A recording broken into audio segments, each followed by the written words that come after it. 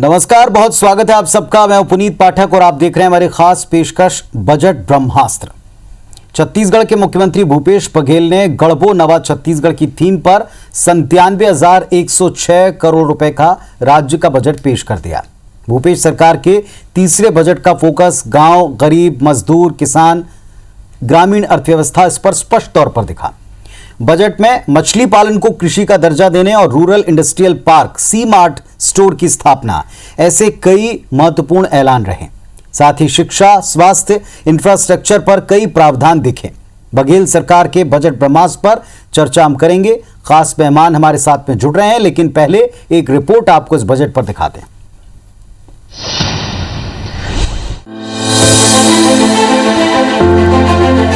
तस्वीर छत्तीसगढ़ विधानसभा की है, जहां सीएम भूपेश बघेल जूट के बैग में बजट के दस्तावेज लेकर आए और गढ़बो नवा छत्तीसगढ़ थीम वाले बजट को विधानसभा में रखा। गढ़बो नवा छत्तीसगढ़ हमारा स्लोगन है और हमने इसकी शुरुआत कर दी है। आइए आपको बताते हैं बजट की मुख्य बातें। मूल मंत्र में ग्रामीण भूमिहीन खेतीहर मजदूरों के लिए नई न्याय योजना शुरू की जाएगी। राजीव गांधी किसान न्याय योजना के लिए 5,703 करोड़ रुपए का प्रावधान किया गया है। गोधन न्याय योजना के लिए 175 करोड़ रुपए का प्रावधान किया है। बजट में मछली पालन को कृषि का दर्जा देने की घोषणा की गई है। शहरी स्वच्छता में काम कर रहे कर्मचारियों का मानदेय 5,000 रुपए से बढ़ाकर 6,000 रुपए कर दिया गया। ग्रामीण क्षेत्रों में रूरल इंडस्ट्रियल पार्क बनाने की घोषणा की गई। बजट में कृषि मार्ट स्थापित किए जाने का प्रावधान है, जहां पर कृषि उपकरणों और कृषि उत्पादों की बिक्री होगी। भोपाल की तर्ज पर नवा रायपुर में भारत भवन बनाया जाएगा। श्री राम वनगमन पर्यटन परिसर के लिए 30 करोड़ का प्रावधान किया गया है। स्वामी आत्मानंद अंग्रेजी माध्यम स्कूल योजना के तहत 119 नए स्कूल खोले जाएंगे। नवा रायपुर में राष्ट्रीय स्तर के एक बोर्डिंग स्कूल की स्थापना होगी। 7 नए कॉलेज और 3 गर्ल्स कॉलेज की स्थापना की जाएगी। 12 नए रेलवे ओवरब्रिज, 151 नए पुल, 585 सड़क बनेगी। इसके लिए 504 करोड़ रुपए का प्रावधान किया गया।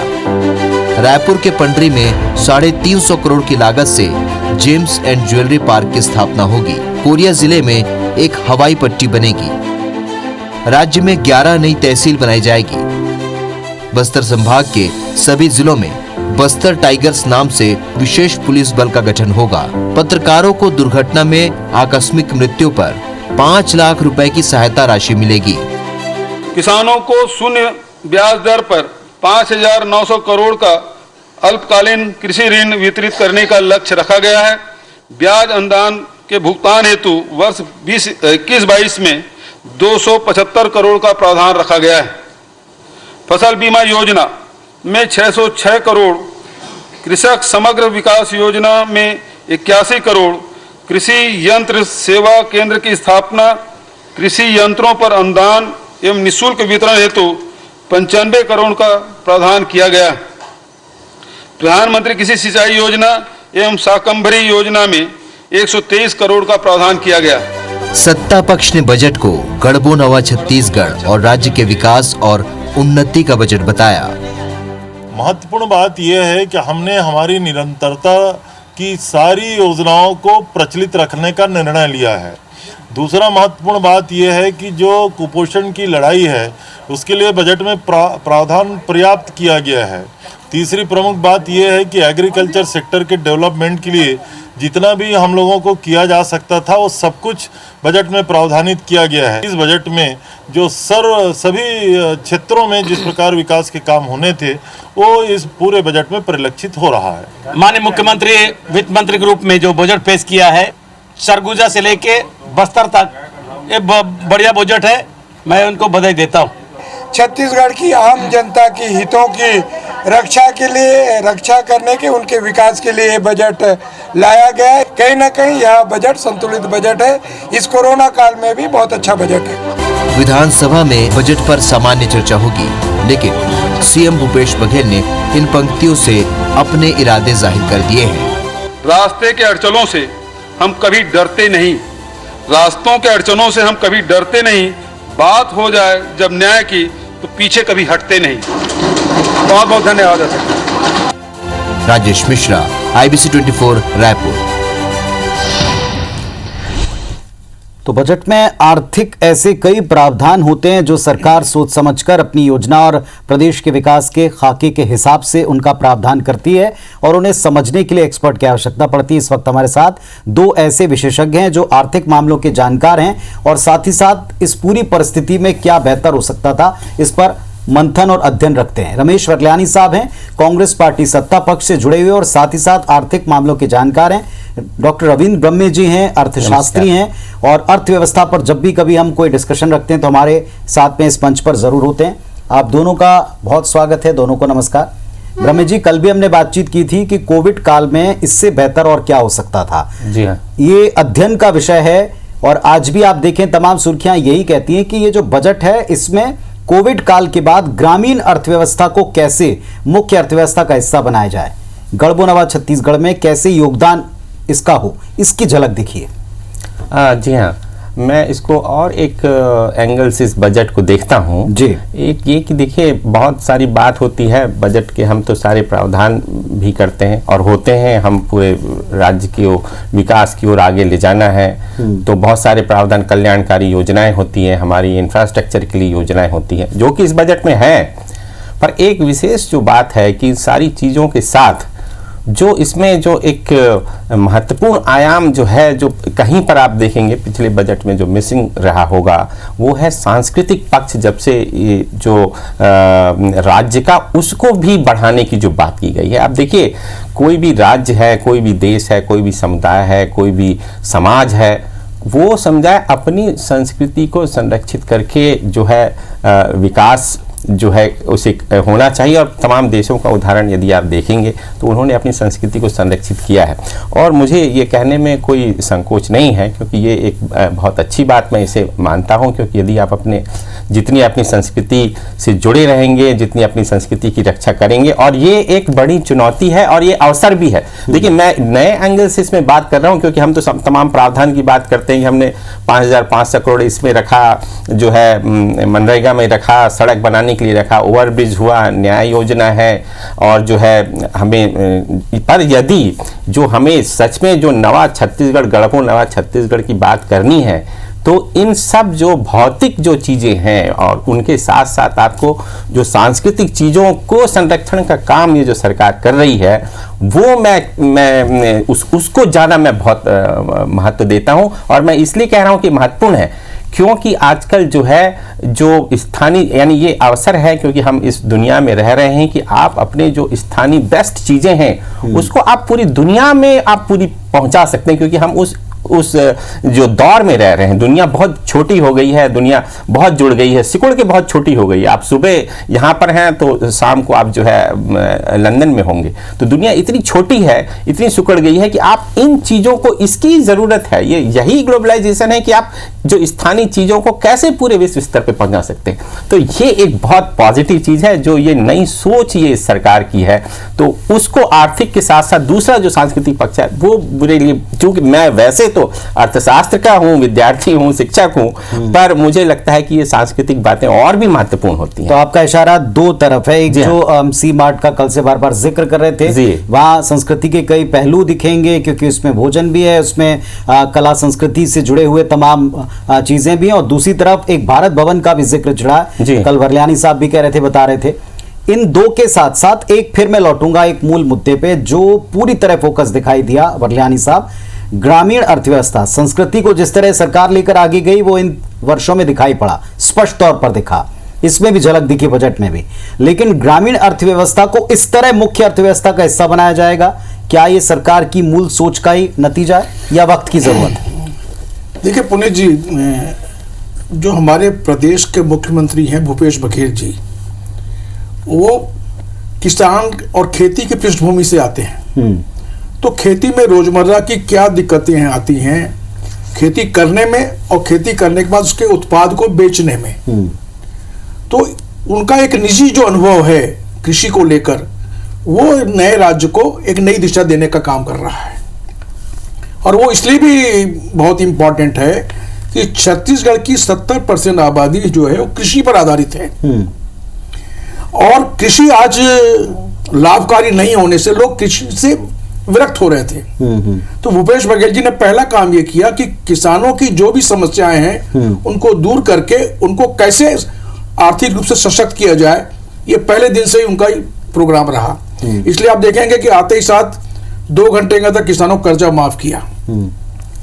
पहले साल में उन्होंने कहा कि 2500 रुपया क्विंटल की दर से हम धान खरीदी करेंगे। पहले साल तो हम 25 रुपए इसलिए दे पाए क्योंकि केंद्र सरकार ने डॉक्टर रमन सिंह जी को छूट देकर रखी थी। ये हमारा सौभाग्य था कि रमन सिंह पराजित हो गए, कांग्रेस पार्टी की सरकार बन गई, तो उसका लाभ लेते हुए पहले साल में हम 25 रुपए क्विंटल की दर से खरीद पाए और 80 लाख मैट्रिक टन हमने पहले साल में धान खरीदी की है। दूसरे साल में 83 लाख, फिर अभी 93 लाख मैट्रिक तक पहुंचे हैं। उसका एक नतीजा ये हुआ, जब किसानों के हाथ में लाभकारी मूल्य मिला तो वो पैसा आया शहर की बाजारों में। तो आप देखेंगे ग्रामीण अर्थव्यवस्था मजबूत होती है तो शहर के व्यापार उद्योग बढ़ते हैं। उसका सबसे बड़ा उदाहरण है कोरोना काल में। कोरोना काल में देश के अन्य राज्यों की आर्थिक स्थिति चरमराई, लेकिन छत्तीसगढ़ की स्थिति में मंदी का असर नहीं पड़ा, कोरोना का भी असर नहीं पड़ा, आर्थिक मंदी का असर नहीं पड़ा, इसलिए कि ग्रामीण राज्य में, ग्रामीण छत्तीसगढ़ में लोगों के पास क्रय शक्ति थी, परचेसिंग पावर था। इसलिए रियल एस्टेट हमारा, ऑटोमोबाइल सेक्टर हमारा रेडीमेड गारमेंट्स बिजनेस के जो अलग अलग आयाम हैं उसमें वो करंट रहा। तो इससे एक मैसेज पूरे देश में गया है कि कृषि को यदि आप मजबूत करते हैं तो आपका जीडीपी समझे रह गए। और कोरोना काल में देश ने देखा है कि कोरोना काल में जहां इंडस्ट्रीज बंद हो गई वहां जीडीपी को संभालने का काम एग्रीकल्चर सेक्टर ने किया है।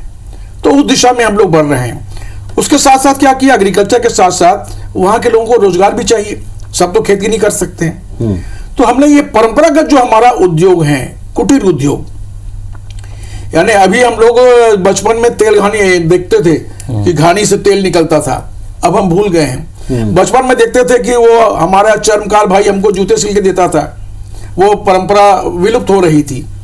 इस लाख की चूड़ियां, इस तरह के जो ग्रामीण अंचल में जो ये चीजें बनती थी उसको प्रोत्साहित देने के लिए इन्होंने बोर्ड बनाए, 4 बोर्ड बनाए, तेल घानी, चर्म शिल्पकार, लौह शिल्प, रजककार, मतलब जो रजक का काम करते हैं जी। इसके साथ टेराकोटा, बेल मेटल, बांस शिल्प, चर्म शिल्प। आप यदि बस्तर में जाएंगे कि बस्तर का जो बेल मेटल है विदेशों तक पहुंचता है, लेकिन आदिवासियों को क्या मिलता है? कुछ नहीं मिलता। तो इसके लिए जो हम लोगों ने सी मार्ट की कल्पना की है कि जो प्रोडक्ट हो रहे हैं उसको वैल्यू एडिशन और उनका लाभकारी मूल्य उनको मिले, इसलिए जरूरी है कि उसके मार्केटिंग की व्यवस्था सरकार अपने स्तर पर करे। ये एक बड़ा काम हुआ है। दूसरा, ग्रामीण अंचल में छोटे छोटे उद्योग लगे, इसलिए रूरल इंफ्रास्ट्रक्चर बनाने का काम किया है। अभी जो नई औद्योगिक नीति हमारी आई है उसमें विशेष रूप से सब्सिडी देने का काम है। यदि आप गांव में कोई उद्योग लगाएंगे, छोटा उद्योग, तो आपको सब्सिडी जो शहर में मिलती है उससे ज्यादा मिलेगी जी। तो इस तरह ग्रामीण उद्योगों को बढ़ाने का काम भी हमने किया है। और सबसे बड़ी चीज ये है कि एग्रो प्रोडक्ट्स और जो फॉरेस्ट प्रोडक्ट्स हैं वो तो इसमें मार्केटिंग आएंगे।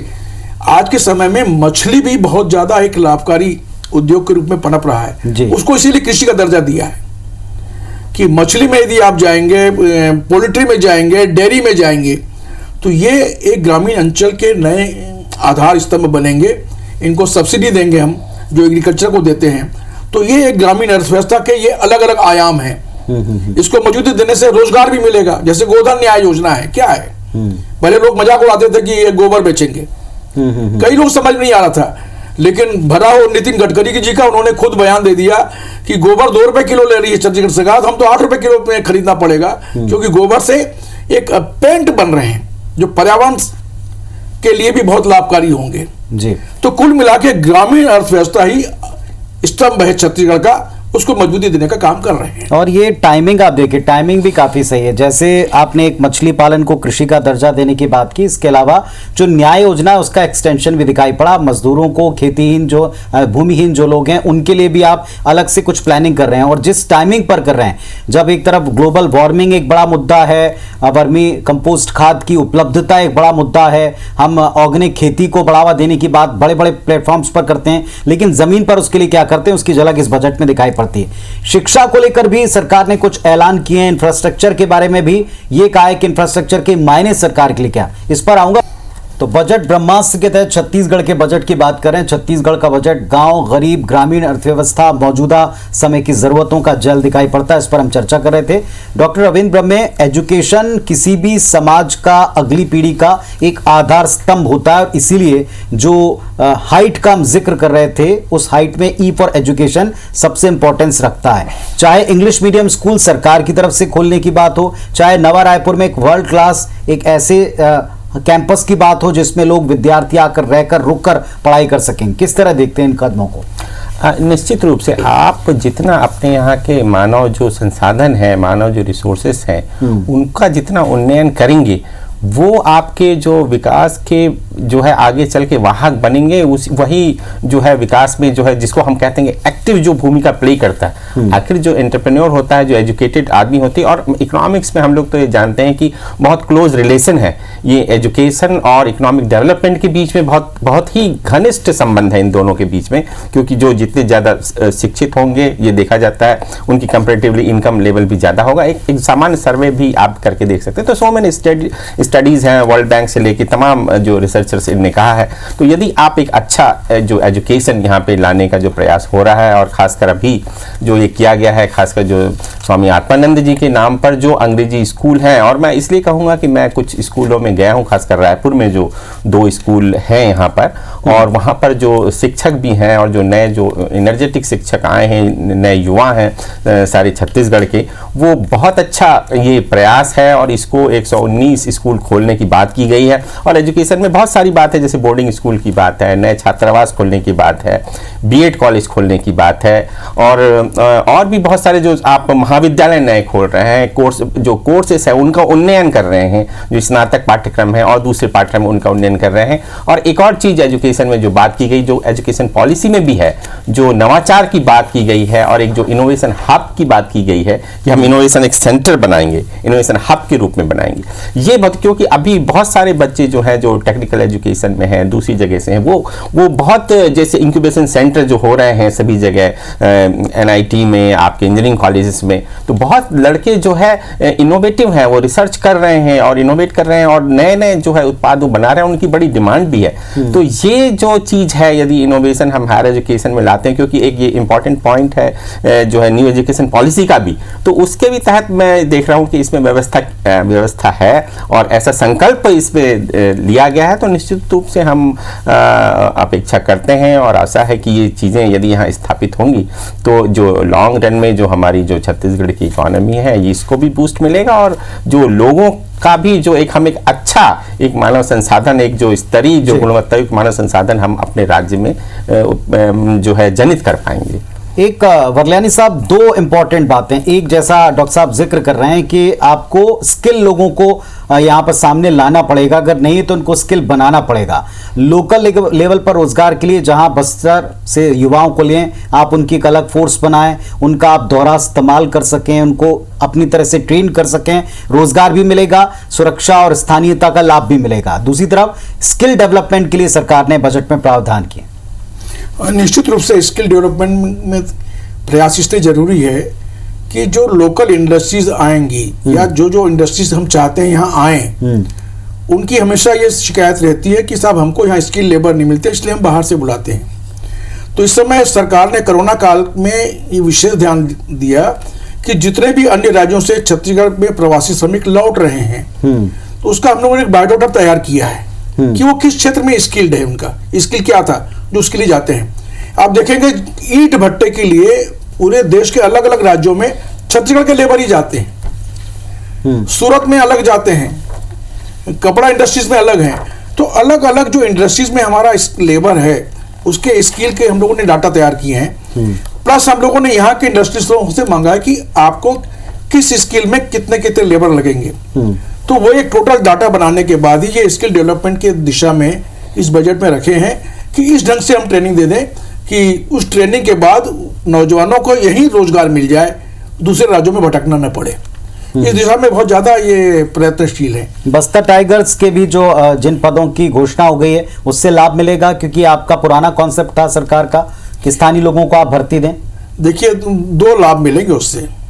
एक तो बस्तर टाइगर्स के माध्यम से लोकल एम्प्लॉयमेंट तो मिलेगा ही मिलेगा, इसमें बस्तर के युवाओं को वहां की भौगोलिक परिस्थिति का ज्ञान है।